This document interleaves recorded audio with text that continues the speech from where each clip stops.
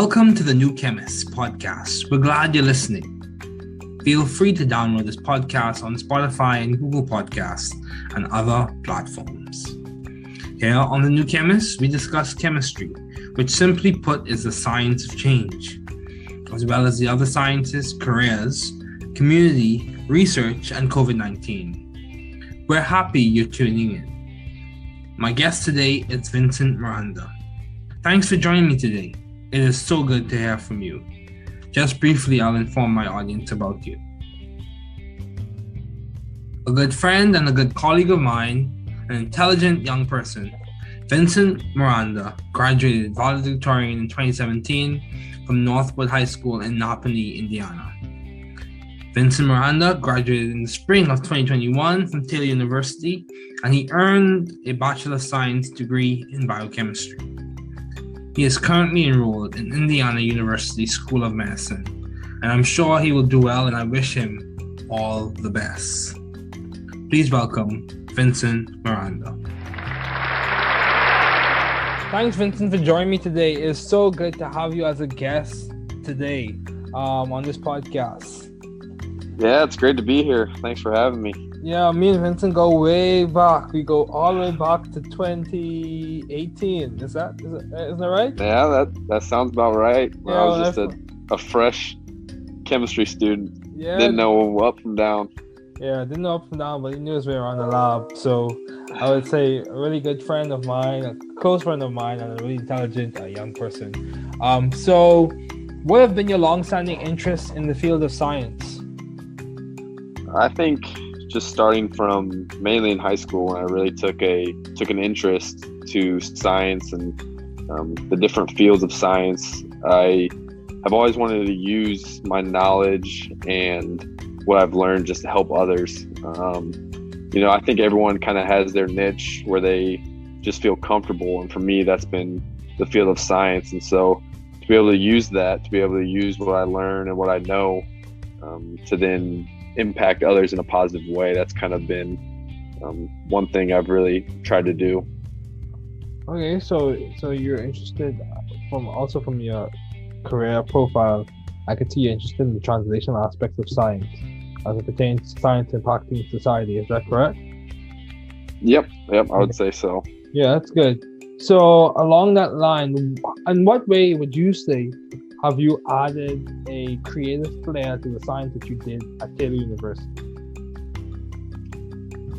I think that the science I did at Taylor University, it's not a very big field or not a very big major at Taylor. So I think just being able to take people from different areas, like for example, myself, I was able to play basketball at Taylor and study biochemistry as well. So being able to bring that, what I learned from sports and that team atmosphere, that kind of working together, working through adversity, and really turn it and kind of change it into what I do in the field of science as well. So for example, in the lab, something goes wrong and you got some options. You can either just quit or you can try to figure out a new solution. I think that athletic background really helped me kind of push through different adversity that came up in the field of science. Yeah, that's good that you mentioned that, because many times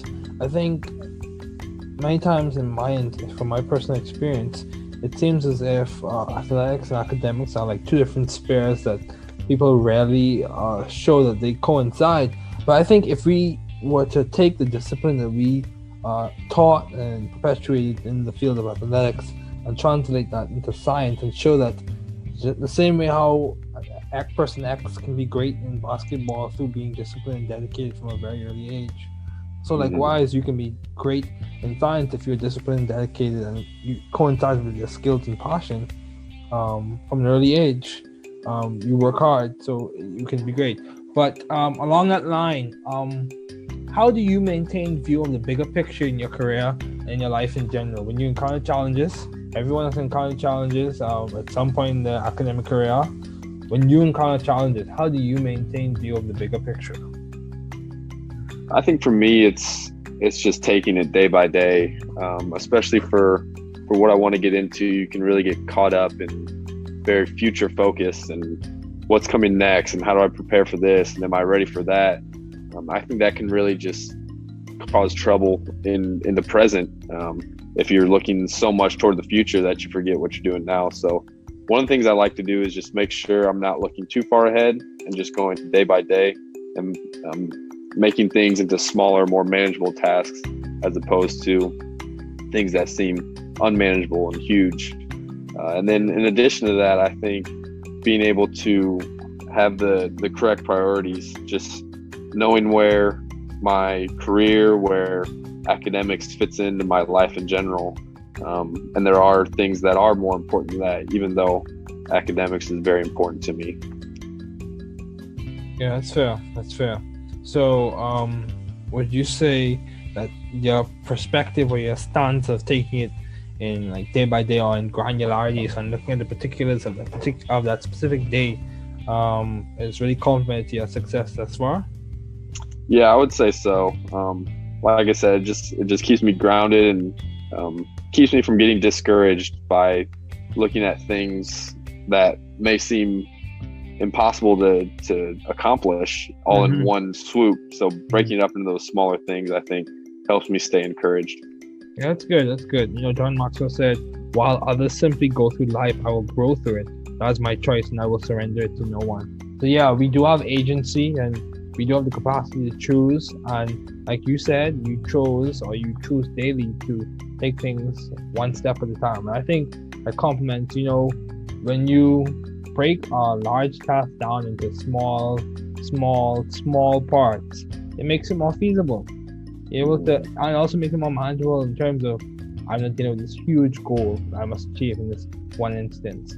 But at the same time, so just a snapshot of your career, you started off at Taylor University, a very good, I would say, high-ranking Christian university that has a really strong chemistry department. You started off there, you did basketball, and now you've matriculated. You got into Indiana University's medical school, which is a very top-notch medical school. What would you say, or how did you seek and find the right environment for you to thrive? Obviously, you were thriving at Taylor, and that complemented you of being able to get admitted into Indiana University. So how did you thrive, and how did you find that environment to thrive? Yeah, I think for me, the biggest thing is just the face-to-face personal interaction I can have with my professors, the people above me, and just so I can learn. That's how I learn best, I think, is in that face-to-face contact, that small group structure, or the one-on-one time with the professor. So being at Taylor in a department that I think we had 8 or 9 students in my graduating class in the chemistry department. It was a tight-knit group, and I could walk into any of my professors' offices pretty much at any time and be able to have that one-on-one conversation with something I'm not understanding or even something totally different. So being able to have that small class size and that family atmosphere, I think really helped me thrive, and which is another reason why I think it'll be beneficial that I'm actually at the South Bend campus for IU School of Medicine and not in Indianapolis or Bloomington, because again, it's that smaller. We have 30 students in our class, and so I'm going to be able to have that small class size and that personal interaction again, I believe. That's good, and I hope that is the case for you. Hope and pray that's the case for you. So, given that you have a lot of responsibilities, you're a married man, preparing for med school, all this other good stuff, and you have accomplished several things, how do you maintain balance, Vincent? Are you balanced, Vincent? Would you say that you are striving to be balanced? I think so. I'm definitely striving to be balanced, and on a day-to-day basis, sometimes you might get a little off balance, but I don't think that's anything too abnormal. So just that's another thing where I think basketball has really helped me, because in college and even before that in high school, I really had to work at, balancing my schedule, managing my time, making sure that school got done and that I was giving my best effort on the athletic field or court. So just kind of using that time management skill and things like that to make sure you have the right balance and stay grounded. And that's another thing too, just having good friends, good family that they'll tell you when you're out of line, when your priorities aren't straight. And so having that support system has been huge for me, my family, my wife now, and all my great friends like you, David, just making sure that I'm kind of on the right path and going in the right direction. Yeah, man, you're a good friend of mine as well. And I think one of the things that complements to understanding balance is that balance is not, I've spoken to many people about, 30 different people about the same concept. Balance is not, that doesn't make me an expert in it, by the way. It makes me someone who can discuss it. So balance is not a static stance or an instance. Balance is dynamic. Just like resilience, just like mental health. All those things incorporate, addressing the stresses that you face, finding a way to manage and adjust to them, and then proceeding forward with your life. So, Frederick Flack said that the most encouraging observation I've made over the years is resilience, or whatever you want to call it. Balance is a strength most of us can develop with thought and practice. So, those things, of course I summarize his words, but those things, they require thought, they require practice, and they require progress through time. So it's not something that you achieve in one instant. So yeah, I agree with you. So I would say, in many regards, you have been successful as a student in the field. What has complemented to your success thus far? And what do you think will complement to your success in medical school? Is it a personality thing? Is it a skill set thing? Is it a knowledge and acumen thing? What would you say is that factor? Of course, both you and I, being people of faith, we attribute our success to who we believe in. But what would you say is the factor when it comes to your practical, physical, day-to-day life as complements to your success? Yeah, I think the personality I've been able to develop just from my life experiences, being the youngest of 3 boys, and then being in athletics all growing up, and then just the support system I have from my family. All those things kind of molded me into who I am today, someone who's willing to take chances, willing to have those hard conversations and push through adversity. And then just being able to, I think one thing that'll help me going forward, there's a lot of people maybe that are in the sense of book smart, much smarter than I am. But I feel like with the experience I've had, the jobs I've been able to work, the shadowing opportunities I've had, I've been able to kind of witness and see what it takes to be successful in the field of medicine. And so all those different things I think have set me up pretty well for going forward in this field. So another things that I've heard you mention as I've interviewed them is the use of Anki, the use of Sketchy, the use of Picmonic. All those are platforms and software that allow for reinforcing your learning in medical school. So how have you maintained vision and teamwork in your environment while at Taylor, and even in your personal life? How do you maintain vision and teamwork?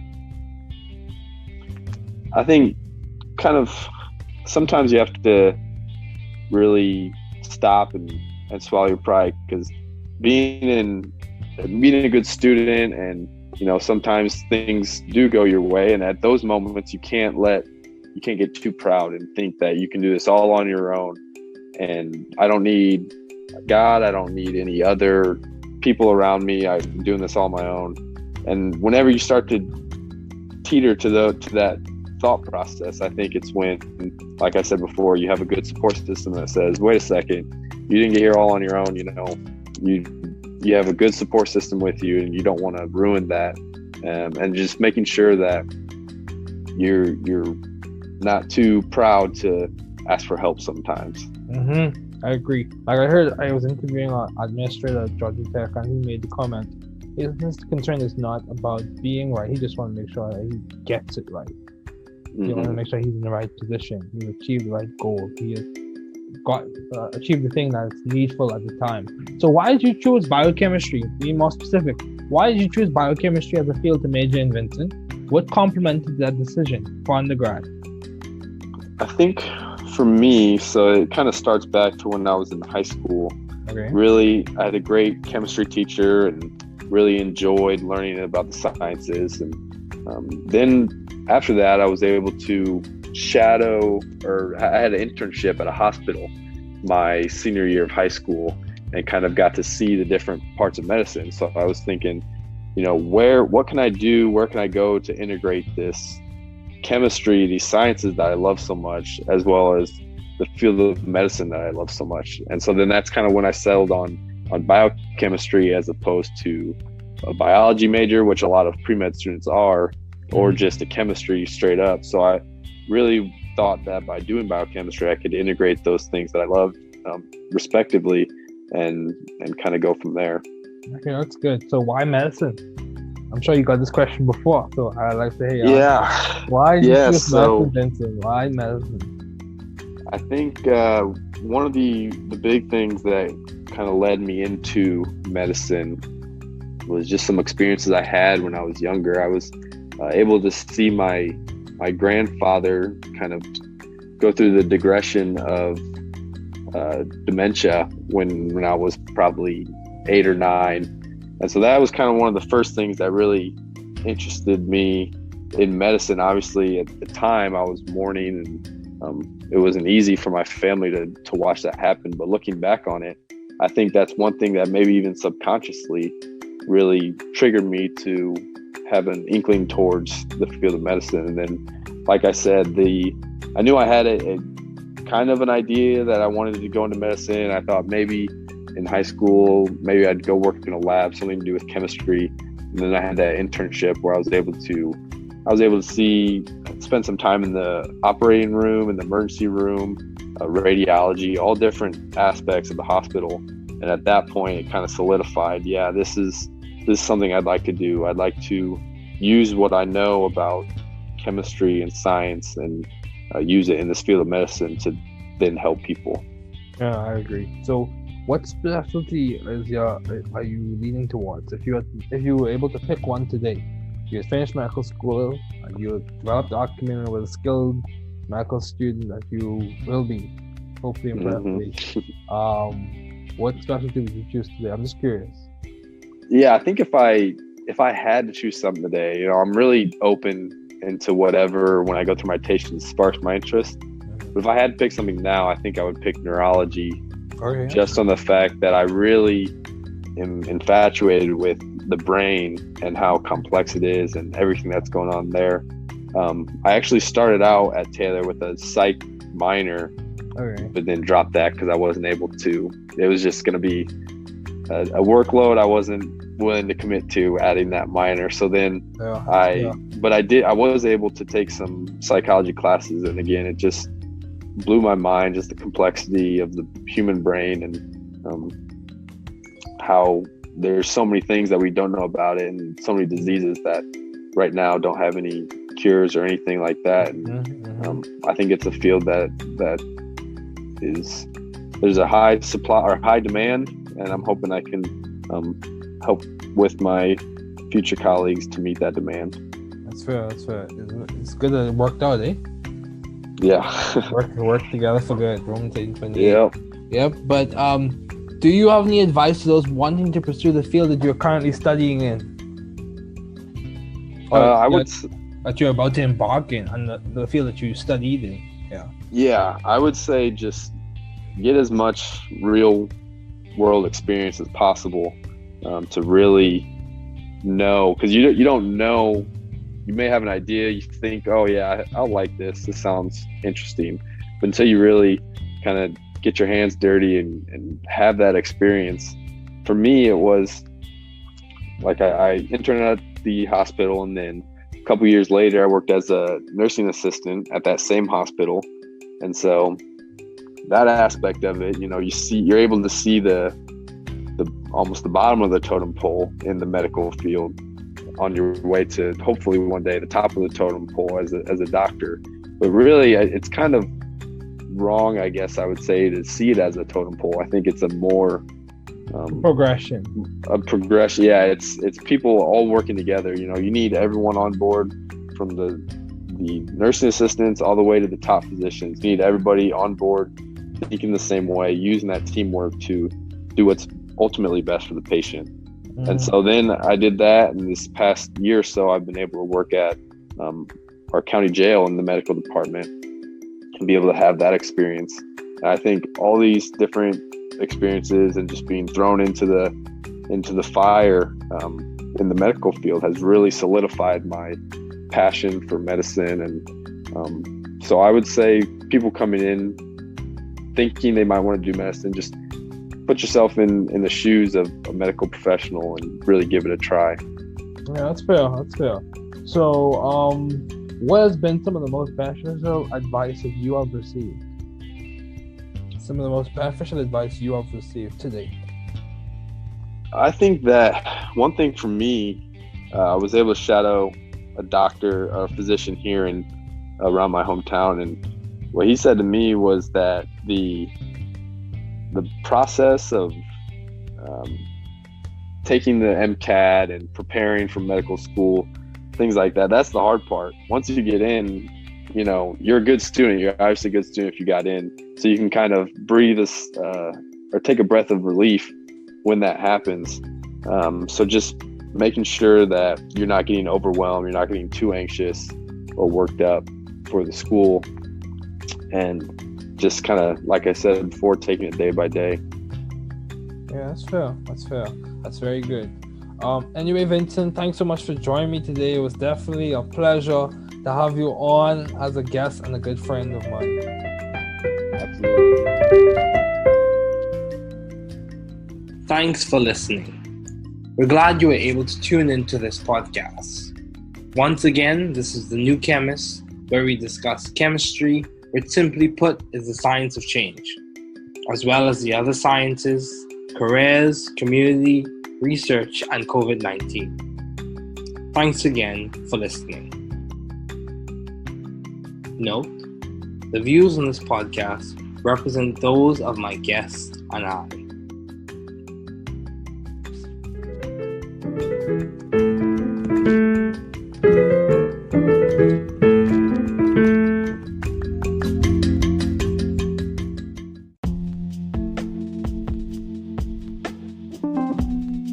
Welcome to Chemistry as a Dialogue. This will be the first installment of a series of conversations in which we explain key ideas in chemistry as a dialogue between two friends. Hey everyone, my name is Jason. Time and chance happened to us all. After working as an undergraduate and receiving a fellowship for graduate school, this is timely and an example of paying it forward for others to benefit. Remember the concepts. Use the accessible organic chemistry guidebook on Apple Books and Barnes & Noble, and use different methods for healthy positive reinforcement. It is true that repetition and practice helps reinforce the concepts. You can do it with the capability and a hopeful, realistic outlook. Hey everyone, my name is Lebron, and this conversation is dedicated to the tens of people who have helped and inspired me, specifically my parents, my brother, my sister, and those teachers in university and high school who helped make science accessible to me. Organic chemistry is a subject that requires effort, focus, and skill. These foundations have been selected after guided review and observation as to what concepts facilitate and support a good understanding as a student progresses through this discipline in chemistry. These foundations from the moiety to the metallics highlight with conceptual focus key ideas, points, and memory aids to support your success in organic chemistry. Learning organic chemistry is similar to building a house. It takes time, skill, and persistent efforts. Let's begin. Let's begin this conversation. What are our goals and what learning habits do we need to develop to learn this material well? Well, some things to want to know are 1. The key words, 2. The key ideas and relevance of structures which we call Lewis dot structures, 3. As well as understand some simplified quantum mechanical concepts. Jason. So what are organic molecules? Well, dude, organic molecules can be understood as multiple atoms associated together, made primarily from carbon. In short, organic molecules are carbon-based molecules. Yo dude, we can draw them in many ways, and if we keep the same molecular formula, then those multiple versions are what we call isomers. These molecules may or may not have the same molecular formula. In cases where the molecular formula is the same but the structure is not the same, we have what is called structural isomers. The constitution or connectivity is not the same, we have what is called constitutional isomers. And if the arrangement in 3D space is not the same, we have what is called stereoisomers. I have heard of stereoisomers, especially when my friends talk about medicines. Something about some R and S anyways. Are there subclasses of stereoisomers? Yeah, there are optical isomers, which are molecules that rotate light differently, and their mirror images are what we call non-superposable, which is a fancy way of saying when they are placed on top of each other like a pair of someone's hands, they don't match up perfectly. And bro, as you were talking about, enantiomers are normally designated by R or S, which stands for rectus or sinister. Wow, this is cool. So are there other types of stereoisomers? Lebron. Yeah, also there are geometric isomers, which are molecules that have non-identical mirror images. Yeah, dude, it's like you looked in a mirror, but saw something that not the same as yourself. Added to that, in chemistry we have double bonds, and the way the atoms are arranged around the double bond. It is different for each isomers. We again in our fancy organic chemistry language call that either cis or trans. Hold on, wait, can organic molecules can be linear? Lebron, let me get my model kit, since it helps with this. If you have used your kit or gumdrops and toothpicks to build carbon dioxide, one flavor for carbon and one flavor for oxygen.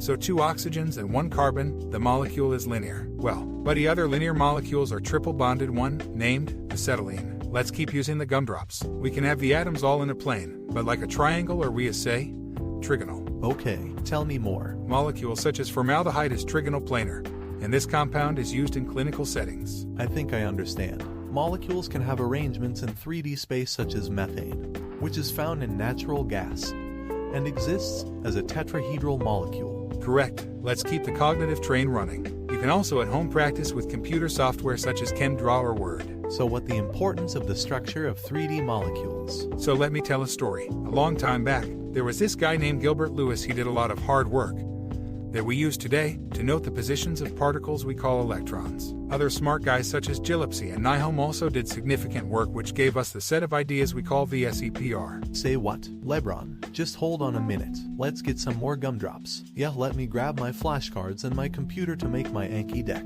Active recall, let's go. Good job. As I was saying, the structure of 3D molecules can be seen using good Lewis dot structures. And we call the combo of Lewis and other scientist ideas VSEPR, which helps us predict or have an idea before experiments what the likely structure of the molecule can be. However, watch out, these ideas are not perfect. We talk later about this, but some bond angles are slightly different than expected, and we have to adjust our ideas with some quantum theory. Okay, cool. Let me recap before we move on. 1. Some keyword are molecules, which is basically a fancy way of saying substances made of multiple atoms. Compounds, which has multiple atoms which are different. Isomers, which are like the science version of family. We are basically the same, but there is some difference. What did I forget? You forgot the skill that needs gumdrops. VSEPR. Oh yeah, that is the theory that allows us to have a possible idea of what the molecule's structure in 3D is, right? Correct. Also remember, electrons are what we want to keep as far as possible, since our buddy Coulomb taught us, like repel and opposites attract. Lebron. Also there is the mixing of orbital flavors, which we call hybridization, a mathematical mixing, and depending of the shape we see a different combo or orbitals. Linear sp, trigonal planar sp2, tetrahedral sp3, and other shapes you can check on internet. Just keep the basic idea in mind, which is geometry and orbitals are related. Some homework for you today. Questions. 1. What is organic chemistry and what is the historical origin of it? 2. What is one class of organic compounds? 3. What are 3 different types of isomers? 4. Explain the valence bond theory in general simple terms. 5. What is one molecular example where valence bond theory does not accurately explain what occurs in molecules? 6. What are the hybridization of the carbon atoms in acetonitrile? 7. What are the designations of sigma and pi for the bonds in acetonitrile?